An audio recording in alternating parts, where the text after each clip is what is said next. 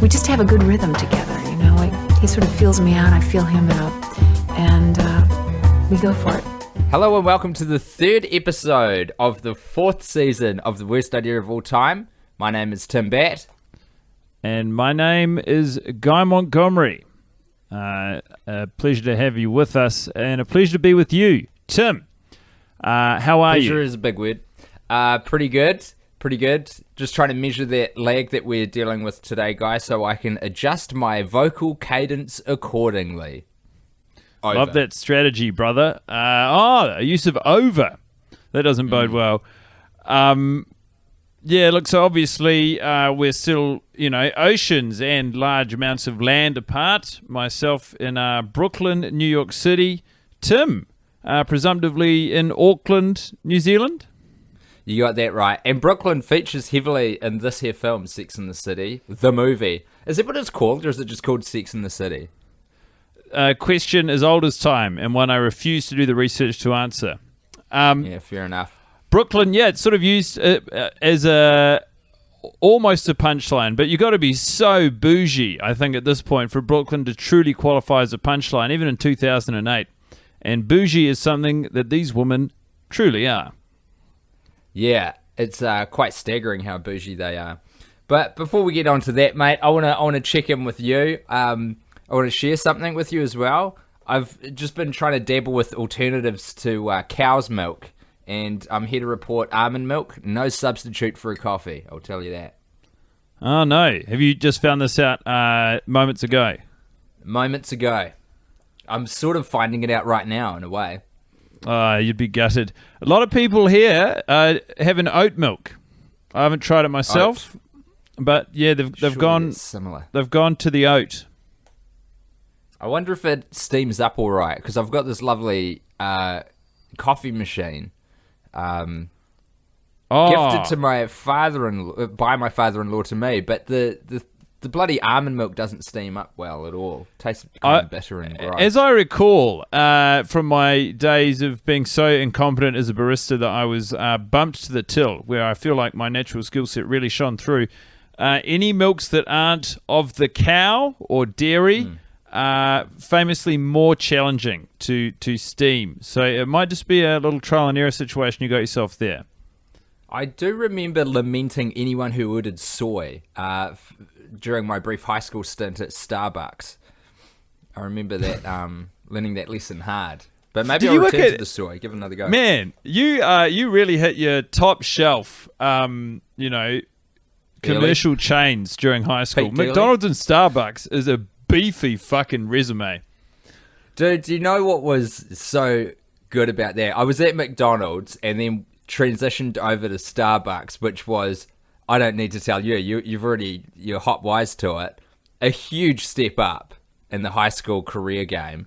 And the thing about Starbucks in New Zealand is it's owned by this conglomerate which also owns KFC and Pizza Hut. So if you're an employee of either three of those chains, you get a 20% staff discount at all three outlets. It was a true game changer. Oh, man. Because I remember that you've spoken, relatively speaking, highly of the McDonald's work experience and the infrastructure they have to help employees, climb the professional ladder. How did Starbucks stack up against that experience? I had a good boss at Starbucks. We had a great manager, Charlene, in the Jayville Starbucks. She was a bloody gem. And what were her strengths? Culture. Big on corporate culture. Making sure we knew the Starbucks way.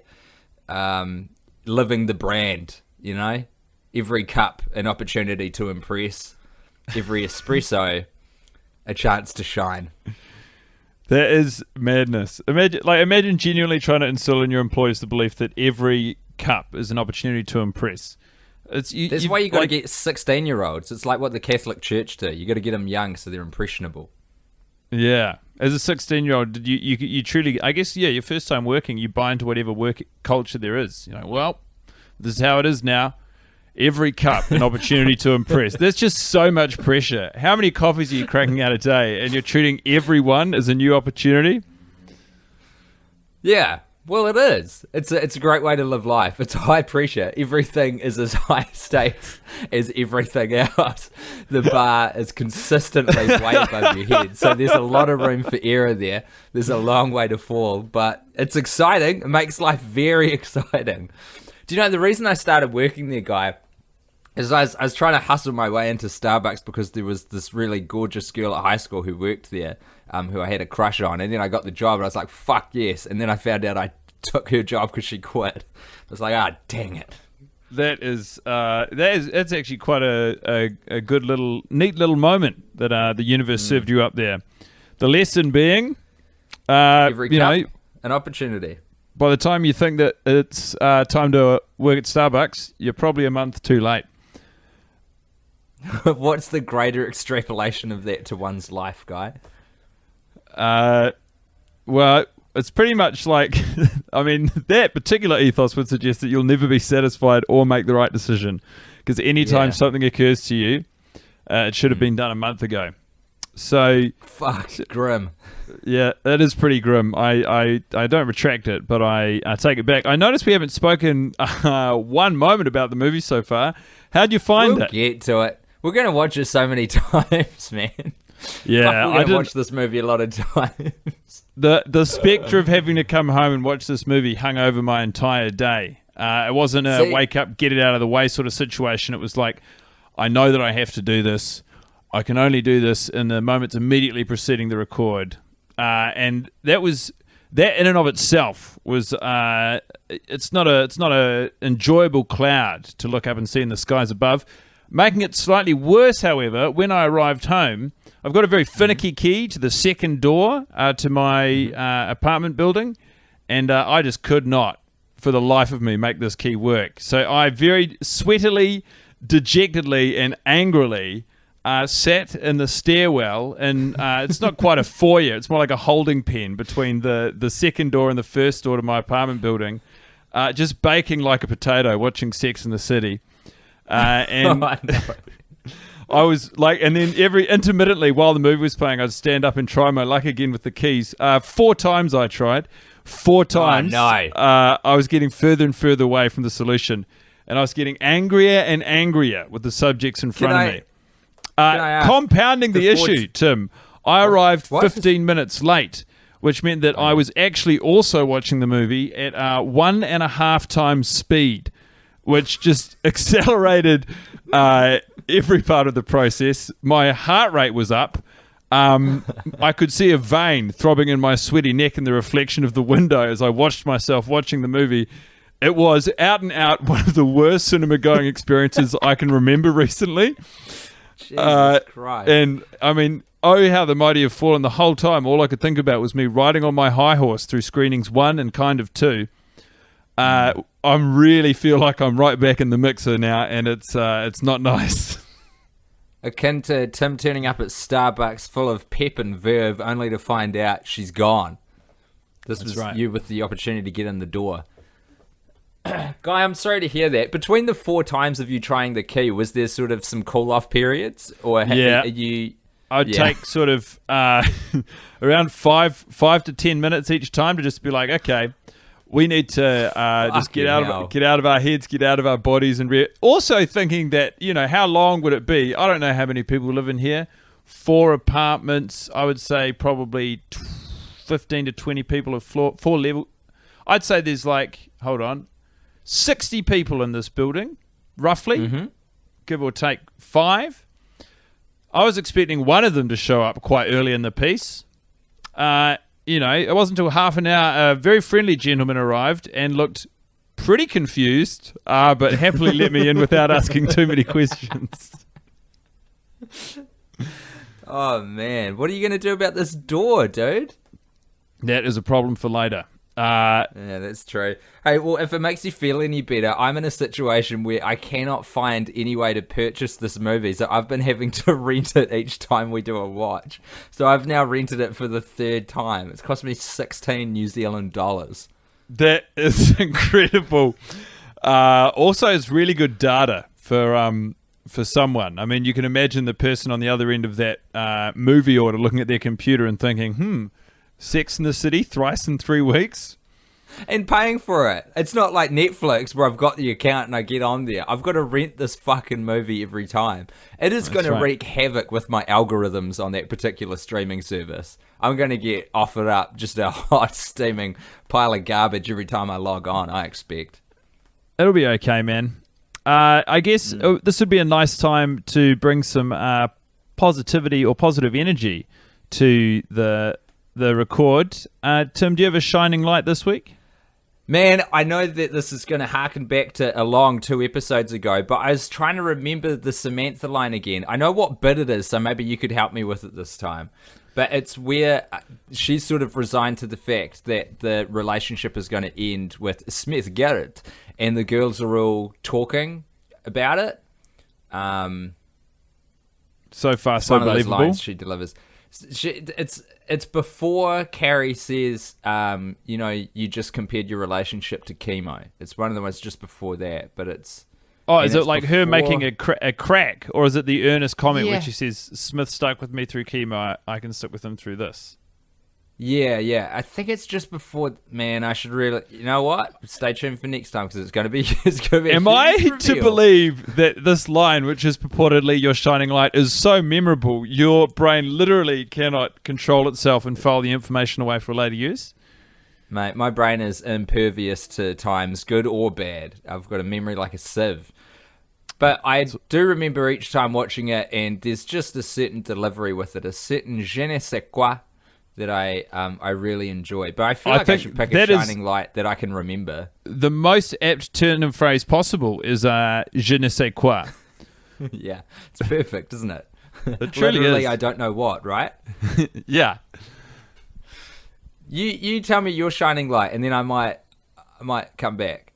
I'm going to bracket, in a bold move actually, I'm going to bracket 2 lines together. I think it's from 2 different characters, but their delivery is similar, and both times I find them to be relatable in the moment. The first is after Carrie shows her brandless wedding dress / suit to Charlotte and Anthony.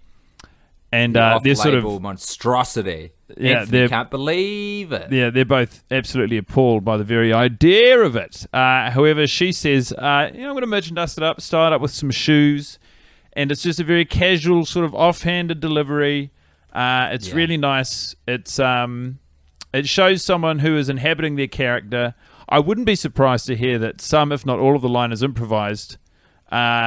I really liked it this week, and I've enjoyed it previously, but this week I was like, that is tasty. And then later on, when Carrie gifts St Louise her own Louis Vuitton handbag, Louise does a very funny little performance where she sort of mocks up her carrying it around with a slightly hoity-toity air, and she says, "Oh, look who's home from the big city." And I just love that little show, and those moments they're similar to me, and there's a vulnerability to them and a playfulness. It suggests real intimacy between the friends, as opposed to like this sort of scripted patter that we live through. How would you describe that move that she does with the bag? Because first of all, both great choices, Guy. Can I commend you on both of those moments in the movie? They are, I think, of a type. And I'm right there with you with the shoe one. That's bloody great. The act out with the little bag, I could take or leave, but I understand where you're coming from. I could hear you giggling along at the memory of the little performance. Oh, yeah, because it's so vivid. How would you describe that sort of... The move of hanging a bag on your finger, but you kind of have your elbow out and you're sort of holding it backwards to indicate sort of a poshness or a highfalutin nature. Yeah, I don't know what the word is, but honestly, it's a lot of fun, and it's something that if I'm carrying a handbag for whatever reason, it's certainly a role that I always keenly inhabit, if only for a moment, just because it's the first thing you want to do when you. I guess if you're not, and this is similar to St Louise's characterization. She's carried her rented handbags before, but never her own Louis Vuitton, and it's almost like. You're mocking the idea of someone who actually owns it or uses it, but with love. I don't know how to describe it really. Yeah, no, it's a playful moment, and it was a good choice. It's good. You remembered it vividly. You didn't give just the general shape of the scene and then sort of take a stare, but what I can't believe you have the gall to do that in the first place, and then to re-articulate exactly what you've done further. Yeah. Well, I've got to learn my lesson, and sometimes self-punishment is the best lesson. Ain't that the truth? Now, conversely, there was a moment where I found one of the characters' behaviour pretty disgraceful. And it's one I'd like to talk to you about because I think it will have a certain relevance to your upcoming life. When the friends very generously and accommodatingly join Carrie on her what is supposed to be a honeymoon in Mexico, and they go out for a meal in the hotel restaurant for the first time after Carrie sort of processed the moping part of her grief. Yes. They're all sort of having a good time and they're loosening up and they're starting to feel themselves. And then there's a couple who are, I think Samantha says, "Oh, we're all on holiday," and Carrie says, "It's supposed to be it's actually my honeymoon." And then Miranda says, "I think it's their honeymoon." And the camera pans. Oh no! Hold on for a second. It's a little better than that because they say we're on holiday, and then Carrie says, "Actually, I think we're on my honeymoon," and then I think it's not Miranda, is it Samantha who says, "Actually, I think we're on their honeymoon." So that's kind of funny that they're on their honeymoon, the strangers. I thought, I don't mind that line. I think that, I don't know. I've been associating it with Miranda because she has a follow-up line as well. And this is the line that I'd take issue with, is she says, she like heckles that they're really into each other. They're going they're giving it what for in the hotel restaurant, and it is frankly a little bit too much. They're smooching. They're smooching pretty aggressively. There's like a body on top of a body as well. But Miranda says, it's all like you're all over each other in the first 3 months. And then something even more aggressive, like, but where are you in 3 years or something? Just like a really aggressive heckle to a couple who have and want nothing to do with her.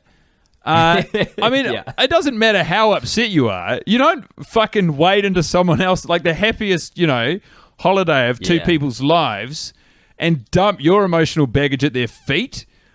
Like that would really stain their evening. And you're absolutely right. As a man who is, I understand, about to go on his own honeymoon with your beautiful wife, how would you feel, to come across a jaded, jilted, hurt party who just heckles you? Well, I do need to preface this by saying that I think both Zoe and I have a little more decorum than to just be sort of dry humping at a fine restaurant. However, which does decrease the likelihood of the heckle. Yeah, but which I think is what the movie's trying to get at, is like, this is so beyond the pale of being socially acceptable that it warrants this. But I'm with you, guy. They can still get fucked. No one's forcing you to look in that general direction. I don't enjoy going out and seeing huge public displays of affection. Makes me uncomfortable. Don't know why. No, uncomfortable is the wrong word. I'm just like, oh, come on. Bloody hell. Yeah. But that's fine. I'm not going to bloody make it their issue. It's my issue. Is it true you make Zoe wear gloves when you go out in public? 24/7. It's a weird one. As soon as we leave the house. We've all got our little foibles. Hey, I remembered one thing that I'd like to sub in as my shining light, though, because it genuinely is an amazing moment. Oh, by all means. Which has led to something which may come back to bite me later on today, because I wanted to hear what you had to say, so I wrote down one word on my hand, and it's in firm ink. Anyway, the moment is they're at Fashion Week and they're just walking out of proceedings, all four gals hanging out, and Samantha has donned a beautiful white fluffy coat. I'm not sure what animal generously gave its life to bring her that piece of fashion, but she's wearing it, which is how that, of course, is how the fur industry works. Animals volunteer themselves. So then, please take my coat. It's ever so warm. We come outside, and there's some presumably PETA activists shouting. Two women in particular screaming, "Fur is murder. fur is murder. And there's one woman at the front, one woman just behind her. The woman behind her just screams, murder! She does it a couple times like a goddamn parrot, with so much venom. So much venom on her face. It reminds me actually of this. It's not the same. I'll grant you, it's not the same. There's this historic photo that I've seen come up a couple times online, and I think it's when they were just starting to break down segregation. So it would have been just in the United States when Brown versus the Board of Education was passed by the Supreme Court, breaking down segregated schools. And there's the first African-American students going to the school in the South. I've got a funny feeling it might be Arkansas. It might even be Little Rock. And Little Rock is in Arkansas. It could be both. Hey? It could be. Yeah. And there's this very kind of like demure demure is probably the wrong word, but like together with it, just keeping her head held high, African-American woman who's walking in, who's the student, and this white student behind her, this other young, like, I don't know, 16-year-old girl, woman, who's just screaming, and there's just such like anger and pain in her mouth. And that is the face that I saw on that woman. They also spill a whole bunch of red dye on Samantha's coat and scream murder at her. And actually, one of another shining light, Samantha responds to the situation of just having this coat stained because she's been spending so much time in the West Coast in Los Angeles that she's been away from all of this kerfuffle of New York and its messy social interactions. And she said, God, I miss New York. Yeah. How good is that? Just takes it on your chin. Anyway, I've written the word murder down on my hand now, and I don't think it's going to wash off too easy. So maybe I'll keep my hands in my pockets. Wow, well worth it. Well remembered. And certainly, something to bear in mind for future attempts to remember plot details. But I couldn't agree more. She makes me laugh when she yells out murder. It's a commendable extra performance. Again, I feel like we're treading in similar territory. Oh, no, actually, I was going to equate this to when in previous seasons you described us as like prisoners of war.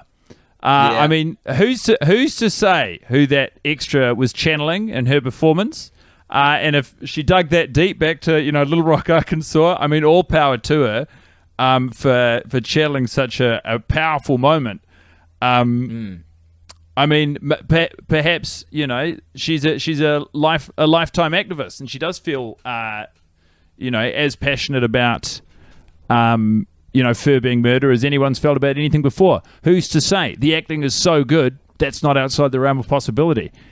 I don't even know if the acting's good. It's just strong. There's a difference between good and strong. You can have a strong coffee that isn't necessarily good, and that's how I would rate this woman's sort of performance in the film.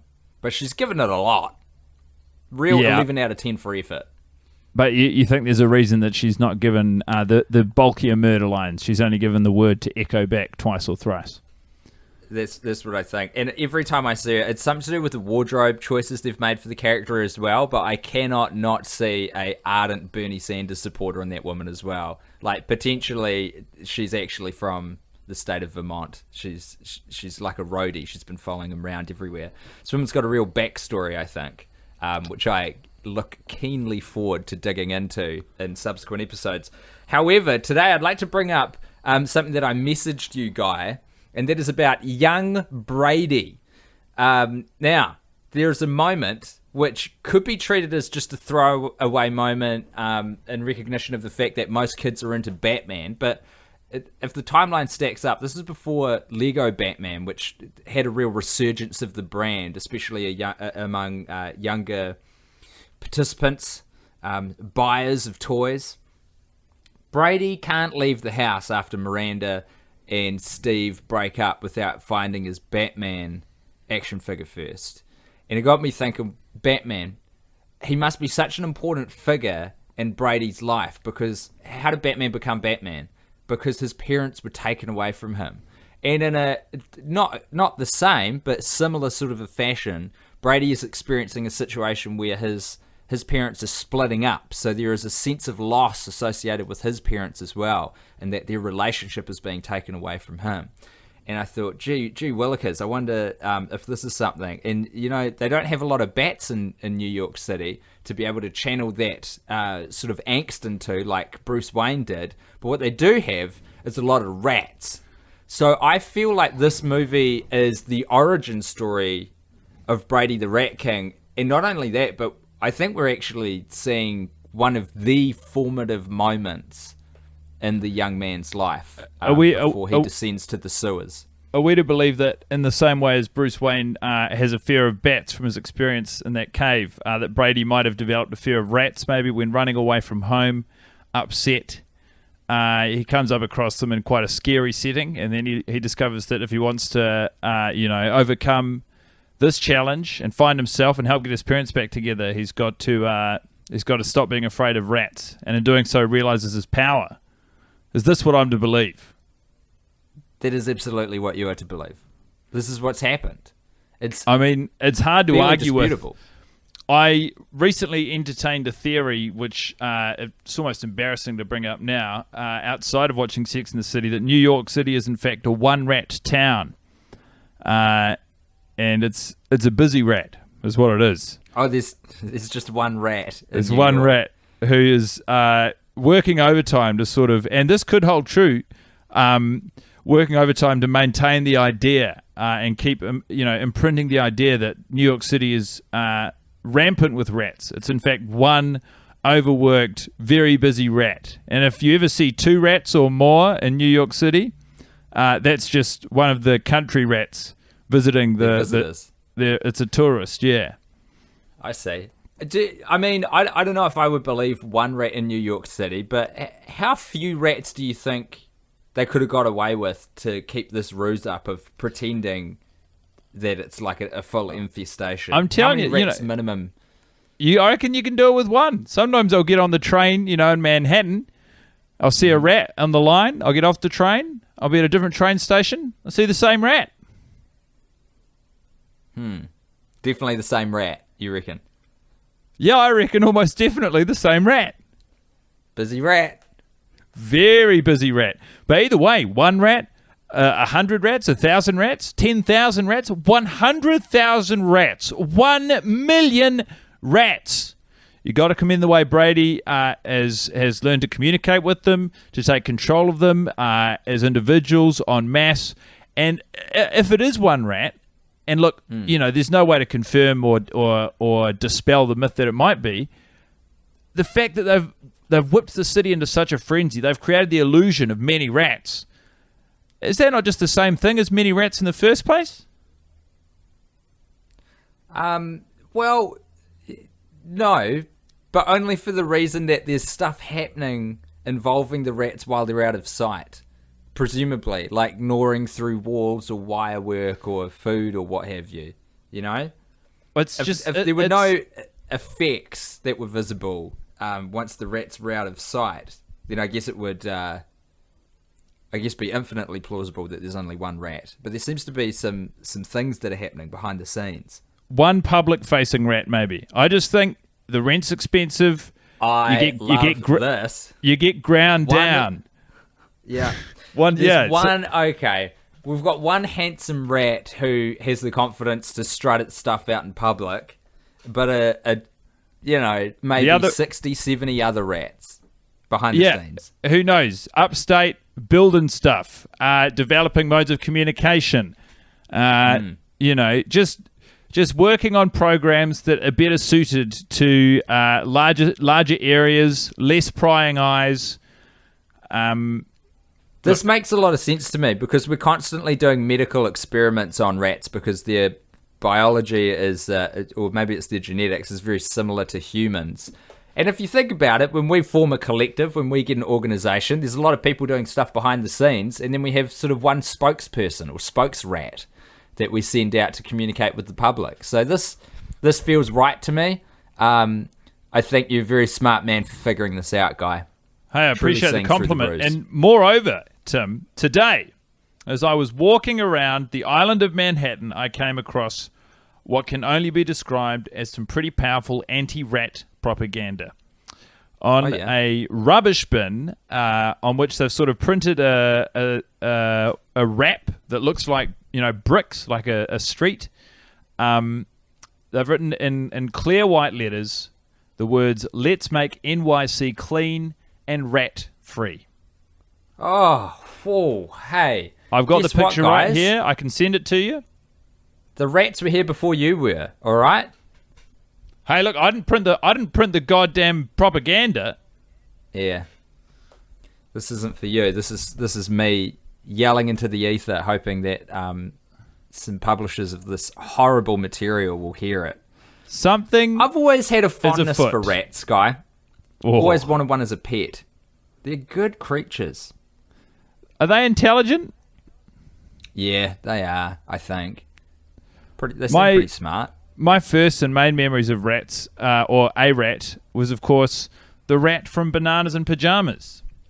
Oh, yes. I think quite benevolent, but also an opportunist, would always be sort of hatching these harebrained schemes, and every time the Bananas or any of the three bears, what an unlikely group of friends, would sort of be suspect about the rat, he'd say, "Trust me, I'm a rat."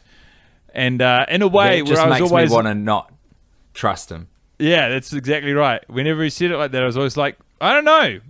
It feels like you're overselling it. If you wanted us to trust you, you'd be a little bit more casual about this. Yeah, definitely.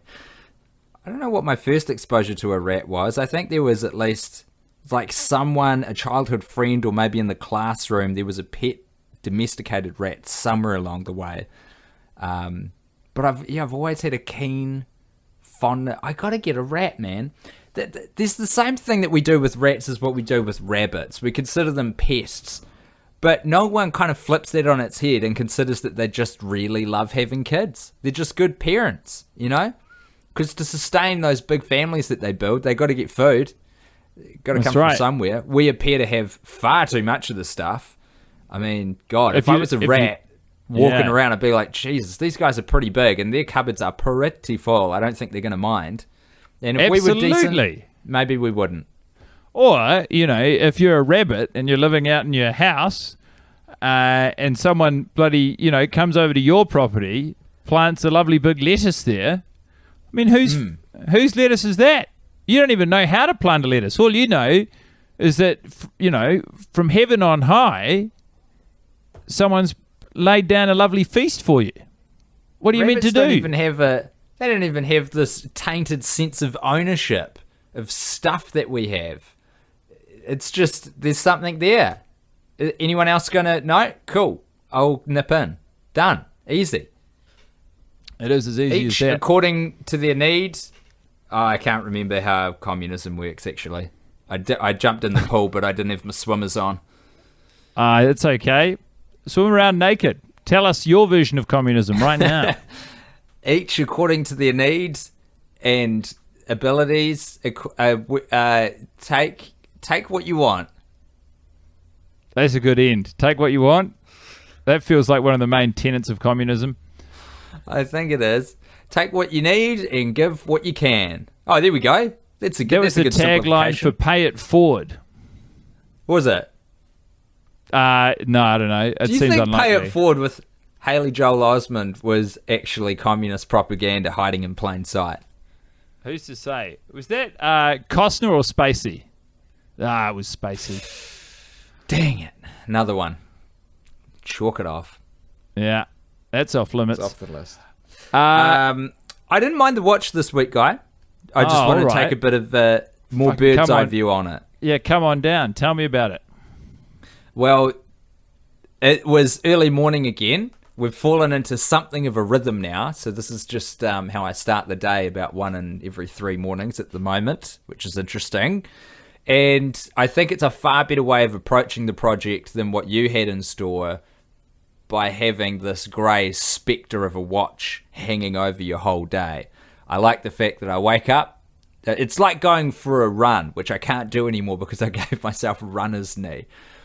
But you just get up, you don't think about it, you just do it. You just jump in, you get into the movie, don't think. And I'm still in bed, so I'm kind of waking up as this movie's playing down. but I feel like I'm getting something done. So it's all right by me. And the movie is nowhere near as bad as Sex and the City 2. Let me put that in stone right now. Far better film, a lot more fun, a lot more story. Everyone's enjoying themselves. I'm inclined to agree. But saying it's better than Sex and the City 2 is like saying having dinner is better than not having dinner. Not the perfect analogy, but I see what you're driving at. Of course it is. I know that I came at this movie from a bad angle today. I was looking at it funny. It was looking at me funny. But yeah, it's still 2.5 hours. And at the end of the day, what's changed in the world of these characters? What have they learned? I mean, what has tangibly changed for these people? Because as far as I can see, Tim, Charlotte's had a daughter. Charlotte and Rungle have a kid. Fantastic. Very happy for them. Big and Carrie got married. I mean, like, it's a lot of treading water. There's no... Carrie, one of the major plot points for Carrie, Tim, she sells and rebuys her own apartment throughout the movie. How is that plot? There's literally no change. It's like The Hobbit. This is the hero's journey. You start off with something, and then you want to get somewhere, and then you have to make a personal sacrifice, and then you round off having learned a lesson, but arriving home. So what's happening with Carrie? She wants a... Actually, what she wants is tangible stuff. She wants a big-ass apartment. So she goes and tries to get one, and then she discovers that what she actually wants is a bit of security with this apartment as well, which leads her to get married. You know, when you lay it out like this, the capitalism in this film is even worse than I first thought. The real driver for our main protagonist in this film is the fact that she would like a large penthouse New York City apartment, and the only way to make sure you can lock that down without fear of it being taken away from you suddenly in the night is to marry the guy who paid for it. So look, she does it. The personal sacrifice is a little bit of her own personal freedom. This is a woman who identifies as a strong, independent woman. She's lived and breathed New York City, and that entails certain sexual escapades and adventures that you go on. It's part of who she is. It's part of her chocolatey inner being. That's a Aquatine Hunger Force thing. So she goes out, she sacrifices that for the marriage, she puts herself out there. Big fucks it up by not wanting to put himself out there. He can't sacrifice the sort of emotional security of not putting himself out there for a third marriage and his fear, or maybe fourth actually, in fear of screwing that up. And then they work it out, and she arrives home, having learned that sometimes you don't have to get married. You can just play the ball as it comes. Does that make any sense? Then they do get married.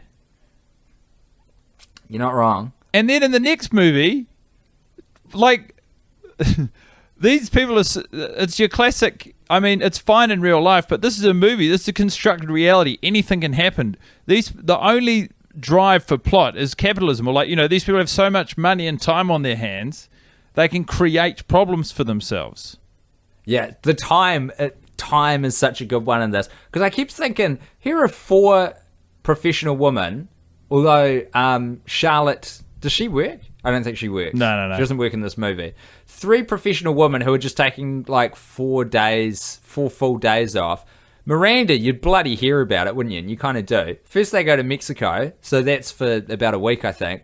But then after that they come back to sort out Carrie's apartment, and that's just a full-time job for all of them for another week. It's insanity. That's before, like, I remember, I actually felt bad for Steve this week. You know, Miranda doesn't have time to let Magda finish her meal when the family and Magda go out for dinner. But then, we got to talk about that, by the way. Not one day later, she's got ample time to just go for, 4 consecutive days and help Carrie pack down her apartment? Yeah. It's, it's a lot. She's got no time to root, but she's got time to pack with her friend for 4 days. You got to, friends before, I understand, I don't know. I'm not married. I don't have a child. I don't know anything about that work-life balance that, is so difficult to get right for anyone. I think, the challenge is especially on women. But, what do you expect Steve to do? And I'm not siding with the cheater, but I tell you what, did I get goosebumps for a third time when Miranda and Steve were reunited on Brooklyn Bridge this week, Tim? You bet your fucking bottom dollar I did. And it was mostly for Steve.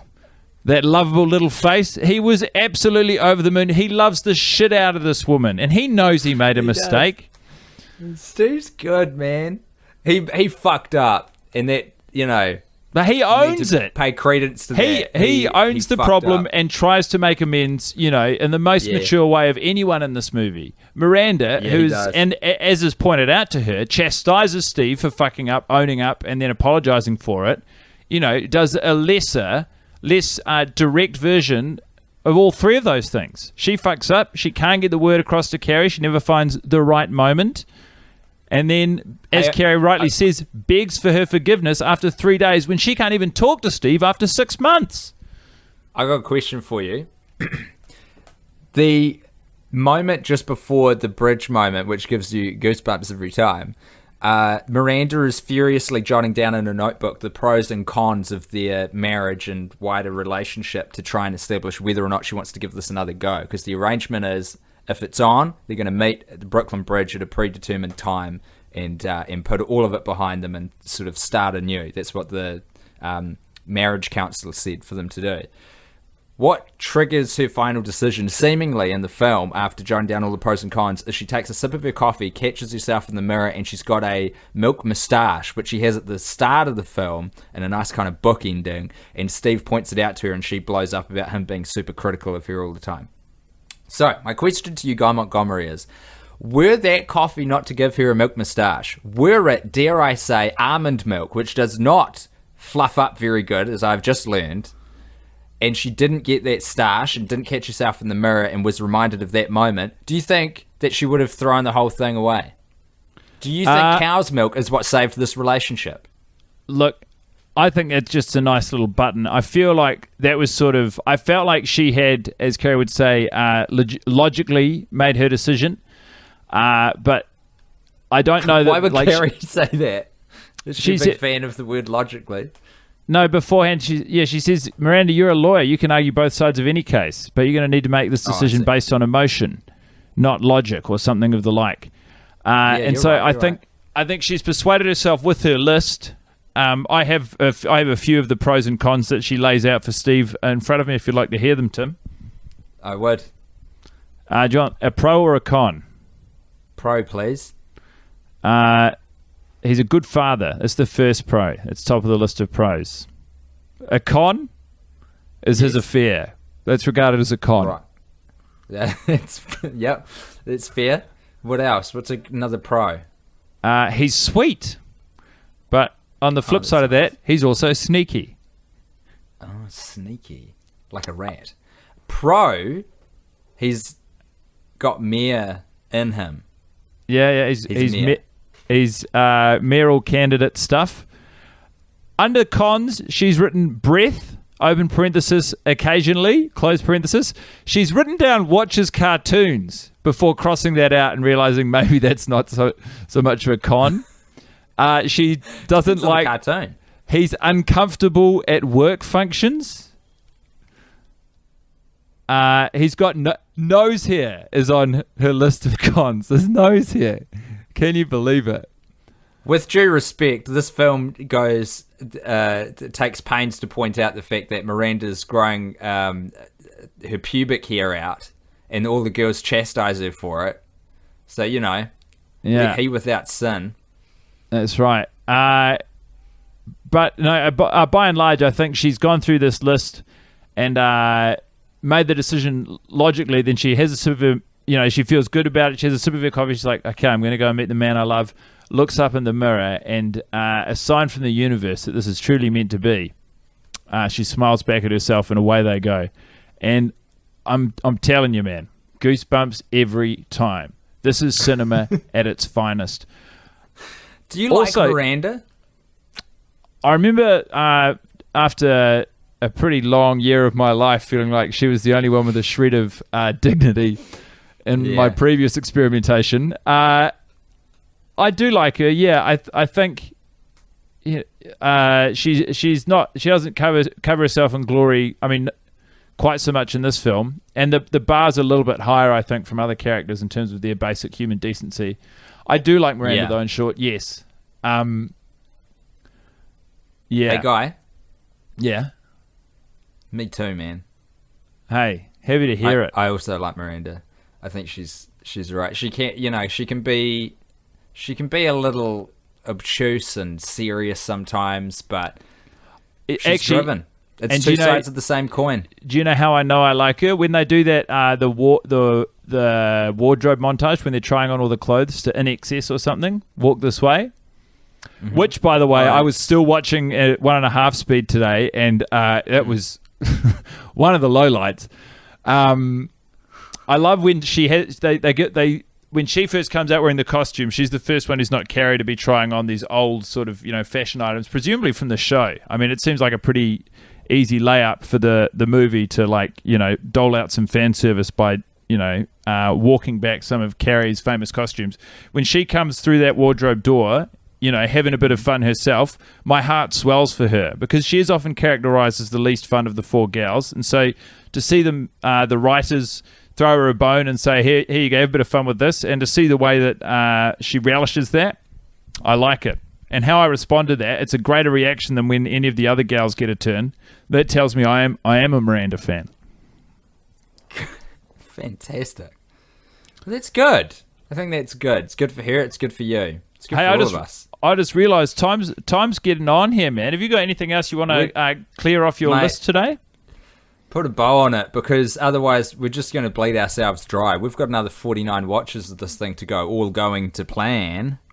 I see no reason why it wouldn't, Tim. I love this movie. It's a joy to be back in the saddle. I mean, I tell you what, though, today was long, and there were moments. Well, I appreciate it, and I appreciate the effort that you went to, Guy. That's it's bloody good of you. But rules are rules. You're going to have to, at some point in the not too distant, make this up with a 75% speed. I think, if the math is it 50% or 75? You're going to have to make up the work. I let it slide when you said you dozed a little bit last week. I didn't hold it over you. I didn't say anything. And then I come in here with honesty, with virtue, integrity, and you turn it back on me. I mean, I respect what you're doing in the name of the project, but I also hate the shit out of you for that sort of carry on. That's fair. It's fair all round. I'm glad you brought that up. And I was asleep for a little bit longer than I first suspected based on this watch. I was like, oh yeah, I did miss more than 10 minutes. So what I will be doing is self-flagellating with just a little solo watch of the first 30 minutes of the film, which I'll try and tuck away within the next 48 hours, just for old Timbo. Incredible. Well, what's the point in doing this if we're not going to do it right? There isn't any. Be the change you want to see in the world. This is it. All right, Guy. Pleasure to have a chat to you. A little less of a pleasure to see the movie again, but rules are rules. It was also a pleasure to chat with you, Tim Batt. Truly a man who finally got carried away. We just have a good rhythm together, he sort of feels me out, I feel him out, and we go for it.